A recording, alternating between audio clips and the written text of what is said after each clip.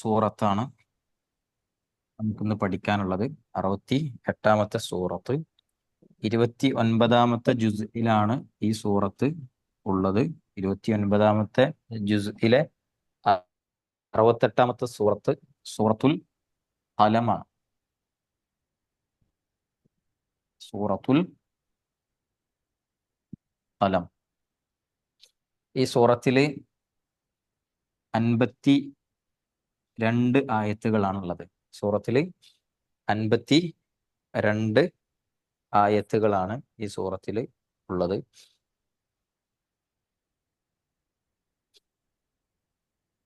അതേപോലെ തന്നെ മക്കിയായ സൂറത്താണ്. മക്കയിൽ അവതരിച്ച സൂറത്താണ് ഈ സൂറത്ത്. എന്നാൽ ഈ സൂറത്തിലെ ചില വചനങ്ങൾ മദീനയിലാണ് എന്ന് നമുക്ക് കാണാൻ കഴിയും. ഇൻഷാ അല്ലാഹ് അത് നമുക്ക് അതിന്റെ വിശദീകരണത്തിലേക്ക് എത്തുന്ന സമയത്ത് നമുക്കത് സൂചിപ്പിക്കാം. അപ്പോൾ 29-ാമത്തെ ജുസ്ഇലെ 68-ാമത്തെ സൂറത്താണ് സൂറത്തുൽ ഖലം. അതേപോലെ തന്നെ 52 ആയത്തുകളാണുള്ളത്. മക്കിയായ സൂറത്താണ്.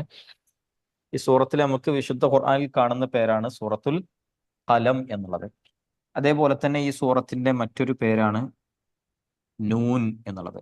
സൂറത്തു നൂൻ എന്നുള്ളത് ഈ സൂറത്തിന്റെ മറ്റൊരു പേരാണ്. ഈ സൂറത്തിന്റെ പ്രസിദ്ധമായിട്ടുള്ള മറ്റൊരു പേരാണ് നൂൻ വൽ ഖലം. നൂൻ വൽ ഖലം എന്നുള്ളതാണ് ഇതിന്റെ പ്രസിദ്ധമായിട്ടുള്ള പേര്. ഈ സൂറത്ത് നബി സല്ലല്ലാഹു അലൈഹി വസല്ലമയുടെ പ്രബോധന കാലഘട്ടത്തിലെ ആദ്യത്തെ നാളുകൾ, അതായത് നബി സല്ലല്ലാഹു അലൈഹി വസല്ലമക്ക് നുബൂവത്ത് കിട്ടിയിട്ട് അതിന്റെ ആദ്യ നാളുകളിൽ അവതരിച്ച സൂറത്താണ് ഈ സൂറത്ത്.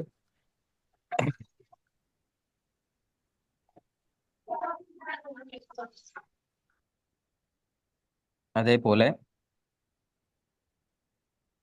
ആദ്യം ഇറങ്ങിയ സൂറത്ത് ഏതാ? ആദ്യം ഇറങ്ങിയ സൂറത്ത് അലക്ക്. സൂറത്തുൽ അലഖ്.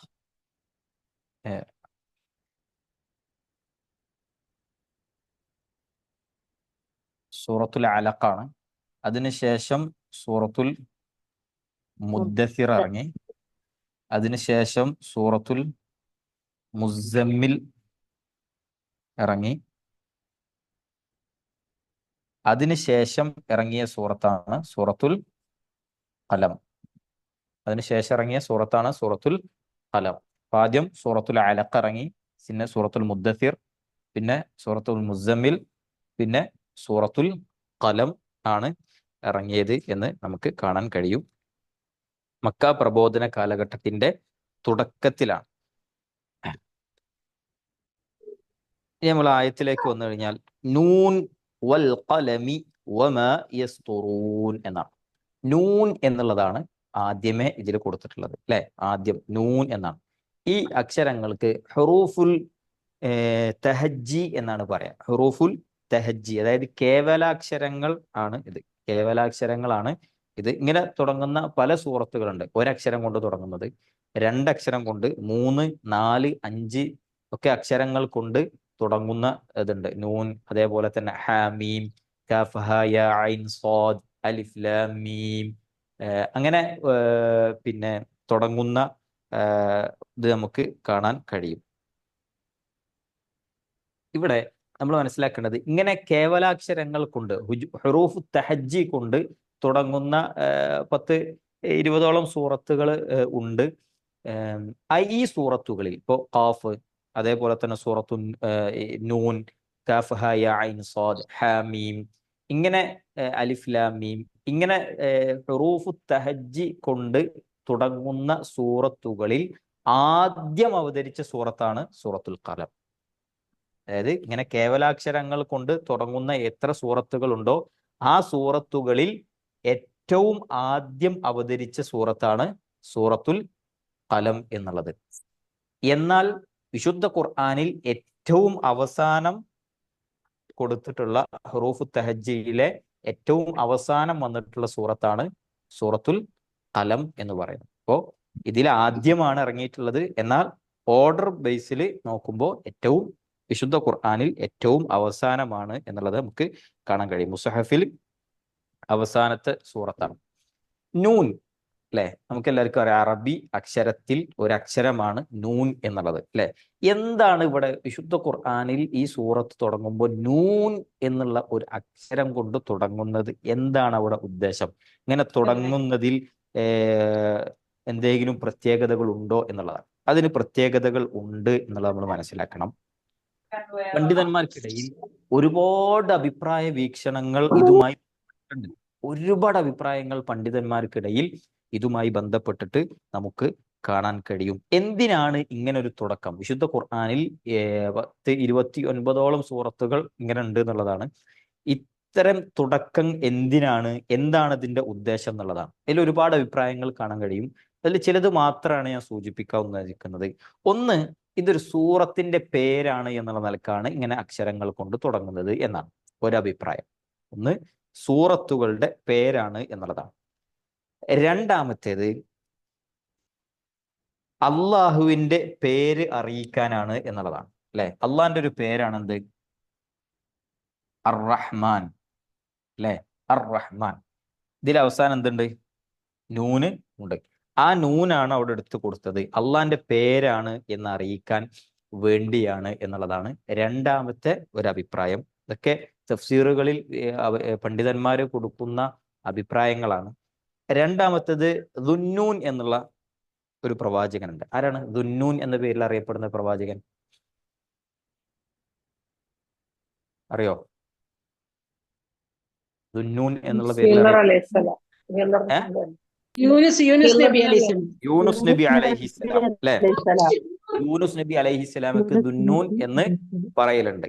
അതുകൊണ്ട് തന്നെ പിന്നെ നൂൻ എന്നുള്ളത് എന്ത് പറയും? മത്സ്യത്തിന് പറയുന്ന മറ്റൊരു പേരാണ് നൂൻ എന്നുള്ളത്. അപ്പോൾ ഈ നിലക്ക് ഇവിടെ അതാണ് ഉദ്ദേശം. ദുന്നൂൻ എന്നുള്ള അതിലത്തെ നൂനാണ് ഇവിടെ ഉദ്ദേശം എന്ന് ചില പണ്ഡിതന്മാര് പറയുന്നത് നമുക്ക് കാണാൻ കഴിയും. അതേപോലെ തന്നെ ദവാത്ത്, മഷി, മഷിക്ക് നൂൻ എന്ന് പറയാറുണ്ട്. ദവാത്ത് എന്ന് പറഞ്ഞാൽ മഷിയാണ്. ഈ മഷിക്ക് എന്ത് പറയും? നൂൻ എന്ന് പറയാറുണ്ട്. അതുകൊണ്ടാണ് പിന്നെ ഇവിടെ നൂൻ എന്ന് കൊടുത്തതും അതിന് ശേഷം ഈ മഷി കൊണ്ടാണല്ലോ എന്ത് ചെയ്യുക? എഴുതുക. അതിന് ശേഷം വൽ ഖലം, പേന എന്ന് പറയാൻ കാരണം അതാണ് എന്ന് നാലാമത്തെ ഒരു അഭിപ്രായമായി നമുക്ക് കാണാൻ കഴിയും. അഞ്ചാമത്തെ ഒരു അഭിപ്രായം, മനുഷ്യബുദ്ധിക്കും അതേപോലെ തന്നെ ജ്ഞാനത്തിനും ഉൾക്കൊള്ളുന്നത് അല്ല ഈ ഒരു സംഗതി. നൂൻ എന്നുള്ളത് മനുഷ്യന്റെ ബുദ്ധി കൊണ്ടോ അവന്റെ അറിവ് കൊണ്ടോ ചിന്തിക്കാൻ പോലും കഴിയാത്തതിനപ്പുറമാണ് എന്നുള്ളതാണ്. അള്ളാഹുവിന് മാത്രം അറിയുന്ന അവന്റെ ഗൈബിയായിട്ടുള്ള, അതായത് അദൃശ്യമായിട്ടുള്ള വിജ്ഞാനത്തിൽ ഉള്ള കാര്യമാണ് എന്ത്? നൂൻ എന്നുള്ള ഇത്. അതേപോലെ തന്നെ അലിഫ് ലാം മീം അങ്ങനെയുള്ള ഹുറൂഫു തഹജ്ജി, അതിന്റെ യുക്തിയും പൊരുളും എന്തില്ല? മനുഷ്യന്മാർക്ക് അറിയില്ല എന്നുള്ളത്. മനുഷ്യന്റെ ബുദ്ധി കൊണ്ട് ചിന്തിക്കാൻ കഴിയാത്ത, മനുഷ്യന്റെ വിജ്ഞാനത്തിനപ്പുറമായിട്ടുള്ള, അള്ളാഹുവിന്റെ ഗൈബിയായിട്ടുള്ള അദൃശ്യമായിട്ടുള്ള കാര്യങ്ങളാണ് എന്നുള്ളതാണ് അഞ്ചാമത്തെ ഒരഭിപ്രായമായിട്ട് ഉള്ളത്. ആറാമത്തെ ഒരു അഭിപ്രായം, ഒരു സൂറത്ത് കഴിഞ്ഞ് അടുത്ത ഒരു സൂറത്ത് തുടങ്ങാൻ വേണ്ടിയിട്ട് അതിന്റെ ഒരു തുടക്കമായിട്ടാണ് എന്തുള്ളത്? നൂൻ എന്നുള്ളത് കൊടുത്തിട്ടുള്ളത്. അടുത്തൊരു സൂറത്ത് തുടങ്ങാണ് എന്ന് അറിയിക്കാൻ വേണ്ടിയിട്ടാണ് ഇത്തരം ലെറ്ററുകൾ, ഇത്തരം അക്ഷരങ്ങൾ എന്ത് ചെയ്യുന്നത്? സൂറത്തുകളുടെ തുടക്കത്തിൽ കൊടുക്കുന്നത് എന്ന് നമുക്ക് കാണാൻ കഴിയും. ഇത് 6 അഭിപ്രായങ്ങൾ ഞാൻ പറഞ്ഞു. ഇനി ഏഴാമത്തത്, ഇതാണ് കൂടുതൽ ശരിയോടടുത്തതും ഏറ്റവും പ്രബലമായിട്ടുള്ളതുമായ അഭിപ്രായം. അതായത് ഇങ്ങനെ കേവലാക്ഷരങ്ങൾ കൊണ്ട്, ഏഴാമത്തെ അഭിപ്രായമാണ്, ഇങ്ങനെ കേവലാക്ഷരങ്ങൾ കൊണ്ട് തുടങ്ങിയ സൂറത്തുകളിൽ എല്ലാം തന്നെ എന്തിനു വേണ്ടിയിട്ടാണ്? ഖുർആനെ പ്രൊട്ടക്ട് ചെയ്യാൻ വേണ്ടിയിട്ടാണ്. വിശുദ്ധ ഖുർആനിനെ പ്രൊട്ടക്ട് ചെയ്യാനും സപ്പോർട്ട് ചെയ്യാനും അതേപോലെ തന്നെ പ്രതിരോധിക്കുന്നതിന് വേണ്ടിയിട്ടുമാണ് എന്നുള്ളതാണ്. ഇതാണ് ഏറ്റവും കൂടുതൽ ശരിയോട് അടുത്തിട്ടുള്ളത്. അല്ലാഹു അഅലം.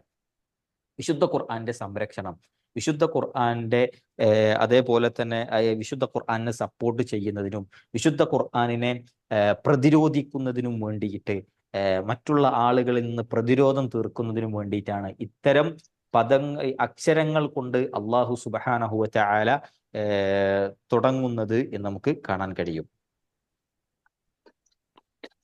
ഇനി ഇങ്ങനെ ഇതൊക്കെ ഒരു അഭിപ്രായങ്ങളാണ് എങ്കിൽ ഇവിടെ നമ്മൾ മനസ്സിലാക്കേണ്ടത് മക്ക മുശ്രിക്കീങ്ങൾ ഇങ്ങനെ തുടങ്ങാൻ അള്ളാഹ് ഇങ്ങനെ തുടങ്ങാനുള്ള ഒരു ഉദ്ദേശം കൂടി വ്യക്തമാക്കുന്നത് ഉലമാക്കൾ എടുത്തു കൊടുക്കുന്നുണ്ട്.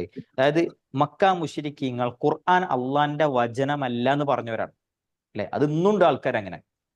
അക്കാലഘട്ടത്തിൽ നബി സല്ലല്ലാഹു അലൈഹി വസല്ലമക്ക് വിശുദ്ധ ഖുർആന്റെ ആയത്തുകൾ ഇറങ്ങുമ്പോൾ ഇത് അള്ളാഹുവിന്റെ വചനമല്ല എന്ന് പറഞ്ഞവരാണ്. എന്നിട്ട് ഓരെന്താ പറഞ്ഞത്? അവിടെ കൊണ്ട് നിർത്തിയില്ല, ഇത് ഭ്രാന്തനായിട്ടുള്ള ഒരു മുഹമ്മദിന്റെ സംസാരം മാത്രമാണ്. അല്ലെ, നബി സല്ലല്ലാഹു അലൈഹി വസല്ലമയെ മക്ക കാലഘട്ടത്തിലെ ആളുകൾ വിളിച്ചിരുന്നത് മജ്നൂൻ എന്നാണ്, ഭ്രാന്തൻ എന്നാണ്. ഓർക്കിത് അംഗീകരിക്കാൻ തയ്യാറല്ലായിരുന്നു. അതുകൊണ്ട് തന്നെ വിശുദ്ധ ഖുർആൻ അള്ളാഹുവിന്റെ വചനമല്ല എന്നും ഇതൊരു ഭ്രാന്തനായ മുഹമ്മദിന്റെ സംസാരമാണ് എന്നും അവരെന്ത് ചെയ്യാണ്? പറയാം. അത് ഇവിടെ എതിർക്കാൻ വേണ്ടിയിട്ടാണ്, ആ സംസാരത്തെ എതിർക്കാനും ഇത് വിശുദ്ധ ഖുർആൻ അള്ളാഹുവിൻ്റെതാണ് എന്ന് സ്ഥാപിക്കാനും വേണ്ടിയിട്ടാണ് അള്ളാഹു സുബ്ഹാനഹു വ തആല എന്ത് ചെയ്യുന്നത്? ഇത്തരം വചനങ്ങൾ കൊണ്ട് അല്ലെങ്കിൽ ഇത്തരം അക്ഷരങ്ങൾ കൊണ്ട് എന്ത് ചെയ്യുന്നത്? വിശുദ്ധ ഖുർആൻ തുടങ്ങുന്നത് എന്നുള്ളത് നമുക്ക് കാണാൻ കഴിയും. ഇത് ഭ്രാന്തന്റെ സംസാരമാണ് എന്ന് പറയുന്ന ആളുകൾ ഒരു ചില്ലറക്കാരൊന്നല്ല, ഒരു നല്ല ഭാഷാ പണ്ഡിതന്മാരാണ്. അറബി ഭാഷ എന്ന് പറഞ്ഞാൽ അതങ്ങനെ അറിയുന്ന ആളുകളാണ് ഇവര്. അല്ലെ, ഇപ്പൊ നമ്മള് പച്ചവെള്ളം പോലെ ഇംഗ്ലീഷ് സംസാരിക്കും അല്ലെങ്കിൽ പച്ചവെള്ളം പോലെ അറബി സംസാരിക്കും എന്നൊക്കെ നമ്മൾ പറയുന്നുണ്ടല്ലോ. എന്താ, അത്രക്കും അറിയും. അല്ലെ, എന്നതുപോലെ അറബി ഭാഷാ സാഹിത്യത്തിൽ അത്ര അറിവുള്ള ആളുകൾ പിൽക്കാലത്ത് ഉണ്ടായിരുന്നില്ല എന്നുള്ളതാണ് ചരിത്രം പഠിപ്പിച്ചിട്ടുള്ളത്. അത്രക്ക് അറിവ് അറബി സാഹിത്യത്തിൽ അറബി ഭാഷയിൽ അവർക്കുണ്ടായിരുന്നു എന്നുള്ളതാണ്. അങ്ങനെയുള്ള ആളുകളാണ് എന്ത് പറഞ്ഞത്? വിശുദ്ധ ഖുർആന്റെ ആയത്തുകൾ കേൾക്കുമ്പോൾ ഇതൊരു ഭ്രാന്തന്റെ സംസാരമാണ് എന്നുള്ളത് പറയുന്നത്. അതുകൊണ്ട് തന്നെ അള്ളാഹു വെല്ലുവിളിക്കാൻ കൂടിയിട്ടാണ് എന്ത് ചെയ്യുന്നത്? ഇത്തരം നൂൻ വൽ ഖലമി വമാ യസ്തുറൂൻ, അല്ലെ, ഖാഫ് വൽ ഖുർആനിൽ മജീദ് അലിഫ് ലാം മീം ദാലികൽ കിതാബു ലാ റൈബ ഫീഹ്, അല്ലെ, ഇങ്ങനെ ഹാമീം, ഇങ്ങനെ ഒരുപാട് നമുക്ക് കാണാൻ കഴിയും. ഇതെന്താണ്?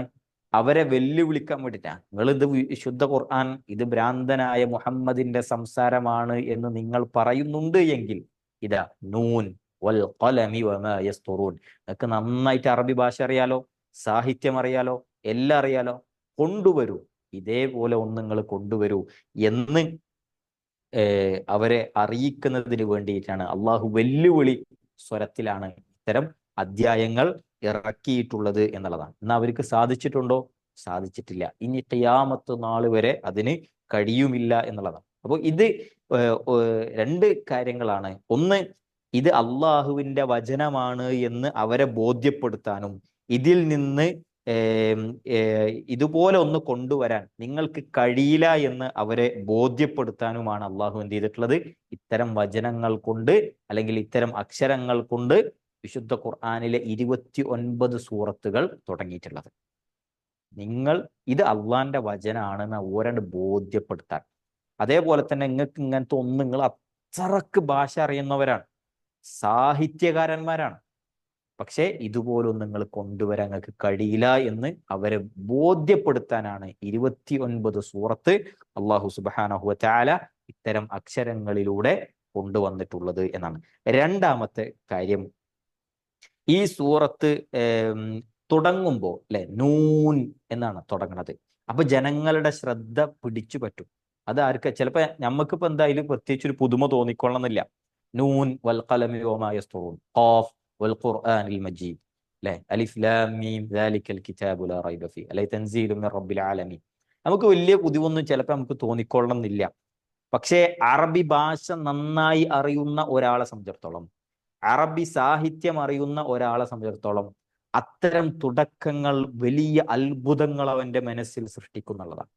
വലിയ അത്ഭുതങ്ങൾ സൃഷ്ടിക്കും. അതുകൊണ്ട് തന്നെ സാഹിത്യം എന്നുള്ളത് അവർക്ക് അത്രമാത്രം അറിയായിരുന്നു. അതുകൊണ്ട് ഇങ്ങനെ ഒരു തുടക്കം തുടങ്ങുമ്പോൾ ഇത്തരം സാഹിത്യം അറിയുന്ന ആളുകളെ സംബന്ധിച്ചിടത്തോളം നൂൻ എന്നുകൊണ്ട് കേൾക്കുമ്പോൾ ഓരെന്ത് ചെയ്യും? ഓരോ മൈൻഡ് കഥ പോല ഓരോ ശ്രദ്ധ ശരിക്കതിലേക്ക് കൊണ്ടുവരും. എന്താ ഇനി അടുത്തത് പറയണത് എന്നുള്ളത്.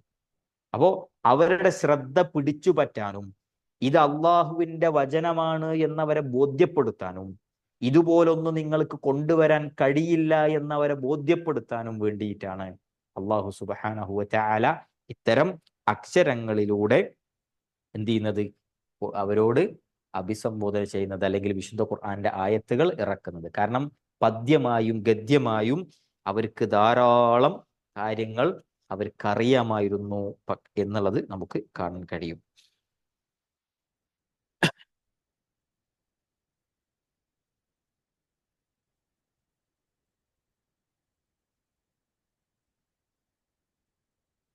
ഇനി ഇപ്പോ വിശുദ്ധ ഖുർആനിന്റെ അമാനുഷികത ബോധ്യപ്പെടുത്താനാണ് അള്ളാഹു സുബ്ഹാനഹു വ തആല ഇത്തരം തുടക്കം തുടങ്ങിയത് എന്ന് നമ്മൾ പറഞ്ഞു. അതേപോലെ തന്നെ അവരുടെ ശ്രദ്ധ പിടിച്ചു പറ്റാൻ വേണ്ടിയിട്ടും. എന്നിട്ട് അള്ളാഹു എന്താ പറയുന്നത്? വൽ ഖലമി വമാ യസ്തുറൂൻ.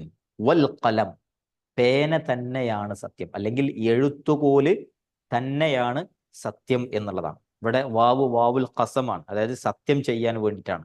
അൽ ഖലം, അല്ലെ? ഖലം എന്ന് പറഞ്ഞു കഴിഞ്ഞാൽ തൂലിക, അതല്ലെങ്കിൽ എഴുത്തുകോല്. ആധുനിക ഭാഷയിലേക്ക് അത് വരുമ്പോ ഇന്നത്തെ കാലഘട്ടത്തിൽ പെന്നിന് എന്ത് പറയും? ഖലം എന്ന് പറയും. ഇവിടെ നമ്മൾ മനസ്സിലാക്കേണ്ടത്, ഇവിടെ അൽ ഖലം എന്നതുകൊണ്ട് ഉദ്ദേശം ഒരു പ്രത്യേക കലമാണോ അതല്ല മൊത്തത്തിലുള്ള എഴുത്തുകോലാണോ എന്നുള്ളത്. അതായത് പ്രത്യേകം ഒരു പേനയാണോ അതല്ല മൊത്തത്തിലുള്ള പേനയാണോ ഇവിടെ ഉദ്ദേശം എന്നുള്ളതാണ്. രണ്ട് അഭിപ്രായങ്ങൾ നമുക്ക് കാണാൻ കഴിയും.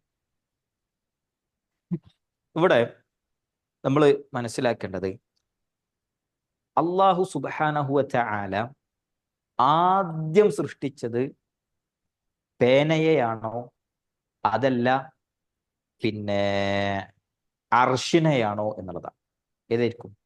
അള്ളാന്റെ അർഷ്, അർ-റഹ്മാനു അലൽ അർശി ഇസ്തവ. അള്ളാഹു അർഷിന്മേലാണ് ഉപവിഷ്ടനായിട്ടുള്ളത്, അല്ലെ? അവിടെ ലൗഹിൽ എന്ത് ചെയ്തിട്ടുണ്ട്? വിശുദ്ധ ഖുർആൻ പൂർണ്ണമായി എഴുതി വെക്കുകയും അതിൽ നിന്ന് എന്ത് ചെയ്തിട്ടുണ്ട്? ഘട്ടം ഘട്ടമായി 23 കൊല്ലം കൊണ്ട് നബി സല്ലല്ലാഹു അലൈഹി വസല്ലമക്ക് അവതരിപ്പിക്കുകയും അതാണ് ഇന്ന് നമ്മുടെ കൈകളിലുള്ള മുസ്ഹഫ് ആയിട്ടുള്ളത്, അല്ലെ? അപ്പോ അർഷാണോ അതല്ല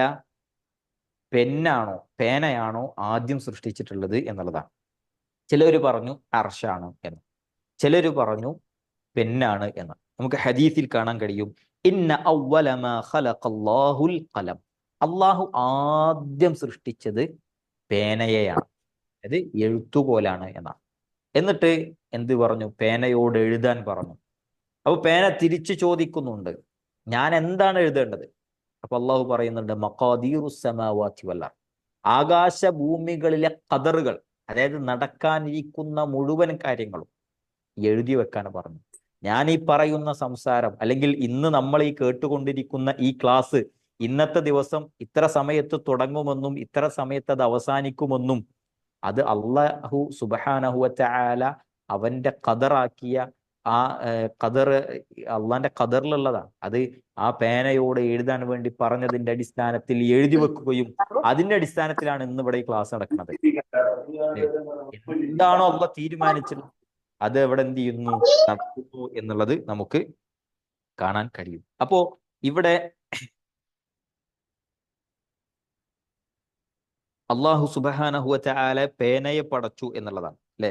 പടച്ചത് എന്നിട്ട് എന്താ എഴുതാൻ പറഞ്ഞത്? വിധി നിർണയങ്ങൾ എന്ത് ചെയ്യാൻ പറഞ്ഞു? എഴുതി വെക്കാൻ വേണ്ടി പറഞ്ഞു. അപ്പോൾ ഇതൊരു പ്രത്യേക തരം കലമാണ് എന്ന് ഉദ്ദേശം നമുക്ക് കാണാൻ കഴിയും. അപ്പോ വിധി എഴുതാൻ സൃഷ്ടിച്ച പേനയാണ്, കലമാണ് ഇവിടെ ഉദ്ദേശം എന്ന് ചില പണ്ഡിതന്മാർ രേഖപ്പെടുത്തി നമുക്ക് കാണാൻ കഴിയും. വൽ കലം എന്ന് പറഞ്ഞാൽ അള്ളാഹ് വിധി എഴുതാൻ വേണ്ടി അള്ളാഹു ആദ്യം പടച്ചിട്ടുള്ള പേനയാണ് എന്നുള്ളതാണ്. എന്നാൽ മൊത്തത്തിൽ ഉള്ള കലമാണ് ഉദ്ദേശം എന്നുള്ളത് പറഞ്ഞ പണ്ഡിതന്മാരെയും നമുക്ക് കാണാൻ കഴിയും. കാരണം തൂലികക്ക് എന്നും അതിൻ്റെതായ പ്രാധാന്യം ഉണ്ട് എന്നുള്ളതാണ്. തൂലികക്ക് എന്നും അതിൻ്റെതായ പ്രാധാന്യം ഉണ്ട് എന്നുള്ളതാണ്, അല്ലെ? നോക്കൂ, നിങ്ങൾ പിന്നെ മാർക്കറ്റ് എടുത്ത് പരിശോധിച്ച് നോക്കുമ്പോൾ പല സംഗതികൾക്കും വില കൂടിയതും വില ഇടിഞ്ഞതും നമ്മൾ കണ്ടിട്ടുണ്ട്, അല്ലെ? ഇന്ന ഒരു സംഗതിന്റെ മാർക്കറ്റ് മൊത്തം ഇടിഞ്ഞു, അതുകൊണ്ട് എന്ത് ചെയ്തു? പറ്റ വില കുറവാണ്. അതല്ലെങ്കിൽ മാർക്കറ്റ് വാല്യൂ നല്ല കൂടി, നല്ല ഇതുണ്ട്. അങ്ങനെ പേനന്റെ നമ്മൾ എപ്പോഴെങ്കിലും കേട്ടിട്ടുണ്ടോ? പേനന്റെ മാർക്കറ്റ് വാല്യൂ മൊത്തം കുറഞ്ഞു, അത് ഇടിഞ്ഞു, ആകെ നഷ്ടത്തിലാണ്, പെന്ന് എന്നുള്ള പറയുന്ന ആ ഒരു കാറ്റഗറിയിലുള്ള സംഗതി, അല്ലെങ്കിൽ അതിന് ഭയങ്കരമായിട്ട് വില കൂടി എന്നുള്ള സംഗതികളൊക്കെ അത് നമ്മൾ കേട്ടില്ലേ. എന്നും അത് അതിൻ്റെതായ സ്ഥാനം ഉണ്ട് എന്നുള്ളതാണ്. അത് അതിപ്പോ നമ്മൾ ഇങ്ങനെ ഒരു ഭൗതികമായിട്ടുള്ള സംഗതി നോക്കുകയാണെങ്കിൽ അതിൻ്റെതായ സ്ഥാനമുണ്ട്. ഇനി അത് ഇസ്ലാമിലേക്ക് വരികയാണെങ്കിലോ, ഇസ്ലാമിലേക്ക് വരികയാണെങ്കിൽ അതിനും അതിൻ്റെതായ സ്ഥാനമുണ്ട്. നോക്കൂ നിങ്ങൾ, നബി സല്ലല്ലാഹു അലൈഹി വസല്ലമക്ക് വഹയി കിട്ടുമ്പോൾ നബി സല്ലല്ലാഹു അലൈഹി വസല്ലം എന്ത് ചെയ്തു? സഹാബികളെ വിളിച്ചു, എഴുതാൻ അറിയുന്ന സഹാബികളെ വിളിച്ചു, എന്നിട്ട് അത് എഴുതി വെക്കാൻ വേണ്ടി പറഞ്ഞു. അല്ലെ, എഴുതി വെക്കാൻ വേണ്ടി എന്ത് ചെയ്തിട്ടുണ്ട്? അത് പറഞ്ഞിട്ടുണ്ട്. അതേപോലെ തന്നെ അത് ഏടുകളിലായി, അതേപോലെ തന്നെ കല്ലുകളിലായി, തോലുകളിലായി എന്ത് ചെയ്തിട്ടുണ്ട്? എഴുതി വെച്ചിട്ടുണ്ട്. അതേപോലെ തന്നെ വിശുദ്ധ ഖുർആനിൽ ആദ്യം ഇറങ്ങിയ 5 വചനങ്ങളുണ്ട്, നമുക്ക് എല്ലാവർക്കും അറിയാം അല്ലെ.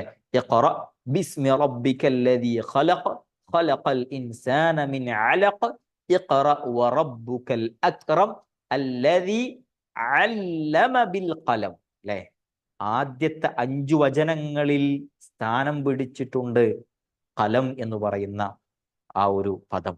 അല്ലെ, പേന, എഴുത്തുകോല്. അതെന്താ അത്രക്ക് പ്രാധാന്യം ഇസ്ലാമിലുണ്ട് എന്നുള്ളതാണ്. അല്ലെ, അല്ലദീ അല്ലമ ബിൽ ഖലം. അല്ലെ, പേന കൊണ്ട് നിങ്ങളെ അത് എന്ത് ചെയ്തിട്ടുണ്ട്? കൃത്യമായി അത് എഴുതാൻ പഠിപ്പിച്ചു എന്ന് അല്ലാഹു സുബ്ഹാനഹു വ തആല നമുക്ക് പഠിപ്പിച്ചു തരാണ്. അതുകൊണ്ട് തന്നെ വിശുദ്ധ ഖുർആൻ ഇറങ്ങുന്ന ഓരോ ആയത്തുകളും എന്ത് ചെയ്തിട്ടുണ്ട്? അത് വഹയായി എഴുതി വെക്കപ്പെട്ടിട്ടുണ്ട്. നബി സല്ലല്ലാഹു അലൈഹി വസല്ലം പറഞ്ഞ ഓരോ ഹദീസുകളും അത് കലമ കൊണ്ട്, പേന കൊണ്ട് എന്ത് ചെയ്തിട്ടുണ്ട്? എഴുതി വെച്ചിട്ടുണ്ട്. ഇസ്ലാമിന്റെ വിജ്ഞാനം ഇന്നും സംരക്ഷിക്കപ്പെടുന്നത് എവിടെയാണ്? അത് കിതാബുകളിലാണ്. അല്ലെ, എഴുതി വെക്കപ്പെട്ടതാണ്, കൈമാറി കൈമാറി ഇന്നും നമ്മുടെ കൈകളിലുള്ളത്. ഇപ്പൊ ഞാനിവിടെ ഈ ആയത്ത് വിശദീകരിക്കാൻ വേണ്ടി ഞാൻ ഒരുപാട് തഫ്സീറുകൾ മുന്നിൽ വെച്ചിരുന്ന് പഠിക്കുമ്പോൾ അതും ആളുകൾ, ഉലമാക്കൾ എഴുതി വെച്ചത് കൈമാറിയത് കൊണ്ടാണ്. അല്ലെങ്കിൽ എനിക്കിത് എവിടുന്ന കിട്ടുക? എവിടുന്നും കിട്ടാനില്ല. അല്ലെ, അപ്പോ ഇത് എഴുതി വെച്ചതാണ് എന്ത് ഉള്ളത്? കൈമാറി കൈമാറി വരുന്നത്. ഇസ്ലാമിന്റെ വിജ്ഞാനം അങ്ങനെയാണ്. ആരെങ്കിലും പറഞ്ഞ് കേട്ട് കേട്ട് കേട്ട് കേട്ട് കേട്ട് ഇങ്ങനെ വന്നതല്ല. അത് കേൾക്കുന്നുണ്ട്, കേൾക്കുന്നതോടൊപ്പം തന്നെ എന്ത് ചെയ്യുന്നുണ്ട്? അത് എഴുതി വെക്കുന്നുണ്ട് എന്നുള്ളത് നമുക്ക് കാണാൻ കഴിയും. അപ്പൊ ഇസ്ലാമിൽ മൊത്തത്തിൽ പറയുകയാണെങ്കിലും എന്തുണ്ട്? പേനക്ക് അതിൻ്റെതായ പ്രാധാന്യം ഉണ്ട് എന്നുള്ളതാണ്. രണ്ടായിരുന്നാലും ശരി, എന്തുണ്ട്? ഈ കലം എന്നുള്ളതിന് പ്രാധാന്യമുണ്ട് എന്നുള്ളത് നമ്മൾ മനസ്സിലാക്കുക. പ്രത്യേക തരം അള്ളാഹു ആദ്യം പടച്ച കലമാണെങ്കിലും അതല്ല മൊത്തത്തിലുള്ള കലമാണെങ്കിലും കലമിന് അതിൻ്റെതായ സ്ഥാനം എന്നും എന്തുണ്ട്? ഇസ്ലാമിലാണെങ്കിലും ഉണ്ട് എന്നുള്ളത് നമ്മൾ എന്ത് ചെയ്യണം? മനസ്സിലാക്കേണ്ടതുണ്ട്. വൽ കലം, പേന തന്നെയാണ് സത്യം എന്നുള്ളത് നമുക്ക് കാണാൻ കഴിയും. പിന്നെ അള്ളാഹുവിന്റെ അടുത്ത സത്യം എന്താ? വമാ യസ്തുറൂൻ എന്നുള്ളതാണ്. അല്ലെ, വമാ യസ്തുറൂൻ.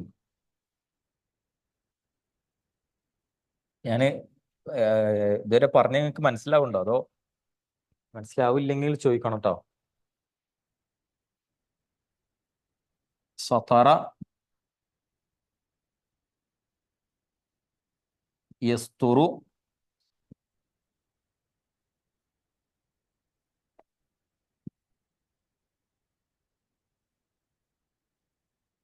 യസ്തുറൂൻ. സതറ എന്ന് പറഞ്ഞു കഴിഞ്ഞാല് എന്താണ്? കതബ എന്നുള്ളതാണ്. എന്താ കതബ എന്ന് പറഞ്ഞാൽ? എഴുതി. എഴുതി. അല്ലെ, സതറ, സതറ എന്ന് പറഞ്ഞാൽ കതബ, എഴുതി. യസ്തുറു, എഴുതുന്നു. യസ്തുറൂൻ, അവർ എഴുതുന്നു. അല്ലെ, വമാ യസ്തുറൂൻ എന്നുള്ളതാണ്. ഇവിടെ മാ യസ്തുറൂൻ എന്നുള്ളത് പിന്നെ കുറച്ച് ഭാഷയിലേക്ക് വരികയാണ്. മാ മൗസൂലയാണ് എന്നും മാ മസ്ദരിയാണ് എന്നും ചില ഉലമാക്കൾ പഠിപ്പിച്ചിരുന്നത് നമുക്ക് കാണാൻ കഴിയും. അതായത് മാ യസ്തുറൂൻ എന്ന് പറഞ്ഞു കഴിഞ്ഞാൽ എഴുതുന്നത്, എഴുതുന്നത് എന്താണോ അത്. അതേപോലെ തന്നെ വേറെ ചില പണ്ഡിതന്മാർ പറഞ്ഞു അവരുടെ എഴുത്താണ്, അവരുടെ എഴുത്ത്. ഒന്ന് എഴുതുന്നത്, മറ്റൊന്ന് എഴുത്ത് എന്നുള്ളതാണ്. അല്ലെ,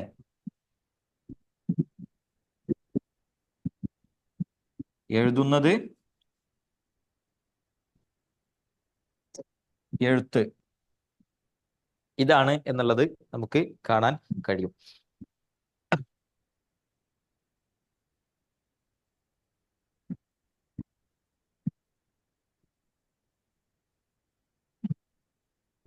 അപ്പോ എഴുത്താണ് സത്യം, അല്ലെങ്കിൽ എഴുതുന്നതാണ് സത്യം എന്നുള്ളതാണ്. വമാ യസ്തുറൂൻ, വൽ ഖലം പേനയാണ് സത്യം, വമാ യസ്തുറൂൻ അതുകൊണ്ട് എഴുതുന്നത് തന്നെയാണ് സത്യം, അതല്ലെങ്കിൽ അതുകൊണ്ടുള്ള ആ എഴുത്ത് തന്നെയാണ് സത്യം എന്നുള്ളതാണ് ഇവിടെ ഉദ്ദേശം. അപ്പോ ഇവിടെ ആര് അവർ എഴുതുന്നത് കൊണ്ട് എന്താണ് ഉദ്ദേശം എന്നുള്ളതാണ്. ആരെഴുതിയാലും എഴുതുന്നത് എന്തുമാകട്ടെ ആ പിന്നെ അതിന് എഴുത്തിന് എന്തുണ്ട്, പ്രാധാന്യമുണ്ട് എന്നുള്ളത് നമുക്ക് മനസ്സിലാക്കാൻ കഴിയും. അപ്പോ ഇവിടെ ചുരുക്കി പറഞ്ഞാൽ തൂലിക കൊണ്ട് അല്ലെ പിന്നെ തൂലികയാണ് സത്യം, അതുകൊണ്ട് ആളുകൾ എഴുതുന്നതാണ് സത്യം എന്നുള്ളത്. എന്തെഴുതുന്നത് എന്നാണ്. ആരെഴുതുന്നത് എന്നുള്ളത്, ആരെഴുതിയാലും ഇവിടെ എന്താണ് എഴുതുന്നത് എന്നാണ്. മുഫസ്സിരിങ്ങൾ പറഞ്ഞു, ചില ആളുകൾ ഖുർആനാണ് എന്നുള്ളതാണ്. ഖുർആൻ ആണ് എന്നുള്ളത് ചില മുഫസ്സിരിങ്ങൾ അല്ലെങ്കിൽ ഭൂരിഭാഗം മുഫസ്സിരിങ്ങൾ പറഞ്ഞ് നമുക്ക് കാണാൻ കഴിയും.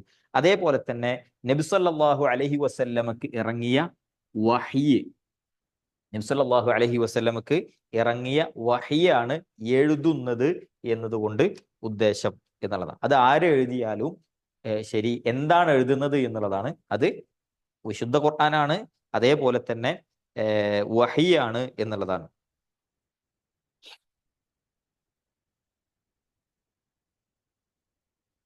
അപ്പോ ഇവിടെ ഇത് ഭ്രാന്തന്റെ വാക്കാണ് എന്ന് പറയുന്ന മക്ക മുശ്രിക്കീങ്ങൾക്ക് അവരെ സംബന്ധിച്ചിടത്തോളം അത് എന്ത് ചെയ്തിട്ടുണ്ട്, എഴുതി വെച്ചിട്ടുണ്ട് എന്നുള്ളതാണ്. ഇത് കേവലം ഭ്രാന്തന്റെ വാക്കാണ് എന്ന് പറയുന്ന ആളുകളുണ്ടല്ലോ, അവരുടെ മുമ്പിൽ എന്ത് ചെയ്തിട്ടുണ്ട്, വിശുദ്ധ ഖുർആൻ എഴുതി വെക്കപ്പെട്ടിട്ടുണ്ട്. അള്ളാന്റെ റസൂൽ സല്ലല്ലാഹു അലൈഹി വസല്ലമയുടെ വഹ്യ് അത് എന്ത് ചെയ്തിട്ടുണ്ട്, കൃത്യമായി എഴുതി വെക്കപ്പെട്ടിട്ടുണ്ട്. അത് അവരെ ബോധ്യപ്പെടുത്താനാണ് എന്ത് അള്ളാഹു സുബ്ഹാനഹു വ തആല ഈ ഒരു അഭിസംബോധന നടത്തിയിട്ടുള്ളത്, നൂൻ വൽ ഖലമി വമാ യസ്തുറൂൻ എന്നുള്ളത്.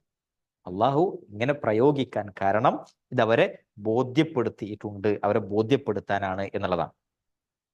ഇനി എന്തിനാണ് ഇവിടെ സത്യം ചെയ്ത് പറയണത്, എന്തിനാണ് സത്യം ചെയ്തുകൊണ്ട് പറയുന്നത് എന്നാണ്. ഇവിടെ നോക്ക് നിങ്ങൾ, സത്യം ചെയ്യുന്നത് എന്തിനെ കുറിച്ചാണ്? ഒന്ന് പെന്നിനെ കുറിച്ചിട്ടാണ്, അല്ലെ, പേനനെ പിടിച്ചിട്ടാണ് സത്യം ചെയ്യുന്നത്. അതേപോലെ തന്നെ അത് എഴുതുന്നത് അല്ലെങ്കിൽ അതിന്റെ എഴുത്തുമായി ബന്ധപ്പെട്ടിട്ടാണ് സത്യം ചെയ്യുന്നത് എന്നാണ്, അല്ലെ. അങ്ങനെ സത്യം ചെയ്യാൻ പറ്റുമോ ഇല്ലേ എന്നുള്ളതാണ്, അല്ലെ. പേനയാണ് സത്യം, ഉമ്മയാണ് സത്യം, ഉപ്പയാണ് സത്യം, ഇങ്ങനെ സത്യം ചെയ്യാൻ പറ്റുമോ? പറ്റൂല്ലേ? ഇല്ല. അപ്പൊ ഇവിടെ എന്തുകൊണ്ടാണ് ഇവിടെ അങ്ങനെ ഒരു സത്യം വന്നത്? അള്ളാഹുവിന് സത്യം ചെയ്യാൻ പറ്റും. എങ്ങനെ? മനുഷ്യന്മാർക്ക് സൃഷ്ടികളെ കൊണ്ട് സത്യം ചെയ്യാൻ പറ്റൂല, പക്ഷെ അള്ളാഹ്ക്ക് അള്ളാഹ് ഉണ്ടാക്കിയ സാധനം, അള്ളാന്റെ സൃഷ്ടികളെ തൊട്ട് അള്ളാഹ്ക്ക് സത്യം ചെയ്യാം. അള്ളാഹ്ക്ക് അള്ളാന്റെ സൃഷ്ടികൾ കൊണ്ട് സത്യം ചെയ്യാം. എന്തുകൊണ്ട്? അങ്ങനെ നമ്മൾ പറഞ്ഞാ പോരല്ലോ, ദീനാണ്, തെളിവ് വേണം. അതായത് അള്ളാഹു സുബ്ഹാനഹു വ തആലയെ സംബന്ധിച്ചിടത്തോളം വിധിവിലക്കുകൾ ഇല്ലാത്തവരാണ്, അല്ലെ. അള്ളാഹ്ക്ക് എന്തെങ്കിലും വിധിയും വിലക്കുകൾ ഉണ്ടോ? ഇന്നത് ചെയ്യണം എന്നുള്ളത് നമുക്കുള്ള വിധിയാണ്, ഇത് ഇന്നതെ ചെയ്യാവൂ, ഇന്നത് ചെയ്യരുത് എന്നുള്ള നമുക്കുള്ള വിലക്കുകളാണ്. ഇത് മനുഷ്യന്മാരെ സംബന്ധിച്ചിടത്തോളം മനുഷ്യന്മാർക്കുണ്ട്. എന്നാൽ അള്ളാഹുവിനെ സംബന്ധിച്ചിടത്തോളം റബ്ബിന് വിധിവിലക്കുകൾ ഉണ്ടോ? ഉണ്ടോ? ഇല്ല. അതുകൊണ്ട് തന്നെ അള്ളാഹു സുബ്ഹാനഹു വ തആലക്ക് എന്ത് ചെയ്യാം, എന്തിനേയും വിളിച്ച് സത്യം ചെയ്യാം. എന്നാൽ മനുഷ്യനെ സംബന്ധിച്ചിടത്തോളം വിധിവിലക്കുകളുണ്ട്, അതുകൊണ്ട് സത്യം ചെയ്യാൻ പാടില്ല. രണ്ടാമത്തെ ഒരു കാര്യം, അള്ളാഹു സുബ്ഹാനഹു വ തആല ഒരു കാര്യത്തെ പിടിച്ച് സത്യം ചെയ്യുന്നുണ്ട് എങ്കിൽ അത് അതിന്റെ മഹത്വത്തെയാണ് അറിയിക്കുന്നത്, അല്ലെ. വദ്ദുഹ, ദുഹ തന്നെയാണ് സത്യം. വൽ ഫജ്ർ, പ്രഭാതം തന്നെയാണ് സത്യം. വൽ അസുർ, കാലം തന്നെയാണ് സത്യം, അല്ലെ.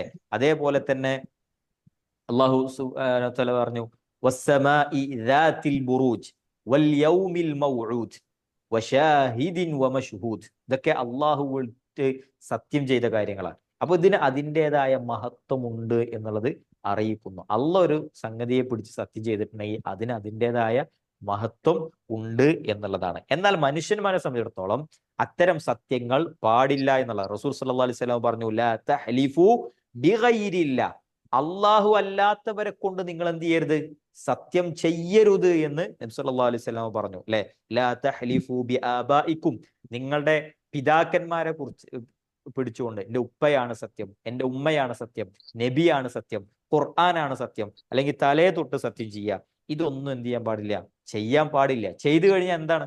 റസൂൽ സല്ലല്ലാഹു അലൈഹി വസല്ലം പറഞ്ഞു, മൻ ഹലഫ ബിഗൈരില്ല, അള്ളാഹു അല്ലാത്തതിനെ വിളിച്ച് ആര് സത്യം ചെയ്തോ, അത് ഖുർആനാണെങ്കിലും ശരി, നബി ആണെങ്കിലും ശരി, വാപ്പയാണെങ്കിലും ശരി, ഉമ്മയാണെങ്കിലും ശരി, തലയാണെങ്കിലും ശരി, എന്താണെങ്കിലും ശരി, അല്ലാത്തതിനെ വിളിച്ചിട്ട് ആര് സത്യം ചെയ്തോ ഫഖദ് അശ്റക, അവൻ ശിർക്ക് ചെയ്തു, ഔ കഫറ, അല്ലെങ്കിൽ അവൻ കാഫിറായി.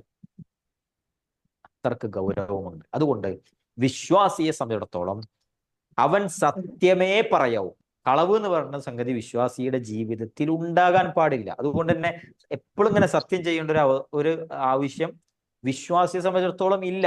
ഇനി അങ്ങനെ സത്യം ചെയ്യേണ്ട അവസ്ഥകൾ വരുന്ന ഒരു സമയമാണെങ്കിൽ, സത്യം ചെയ്തിട്ടേ ബോധ്യപ്പെടുത്തേണ്ട അത്രക്കും പ്രാധാന്യമുള്ള സംഗതിയാണെങ്കിൽ, വല്ലാഹി അള്ളാഹുവാണ് സത്യം. കാരണം റബ്ബിനെ വിളിച്ചിട്ട് സത്യം നമുക്ക് അത്രയും ബോധ്യപ്പെട്ടതായിരിക്കണം. അതല്ലാതെ കളവിന് വേണ്ടി റബ്ബിന്റെ മേൽ സത്യം ചെയ്താൽ അള്ളാഹു സുബ്ഹാനഹു തആല വെറുതെ വിടില്ല. അതുകൊണ്ട് വല്ലാഹി, തല്ലാഹി, ബില്ലാഹി എന്നൊക്കെ പറഞ്ഞിട്ടാണ് എന്ത് ചെയ്യേണ്ടത്, ഒരു വിശ്വാസി സത്യം ചെയ്യേണ്ടത് എന്നുള്ളതാണ്.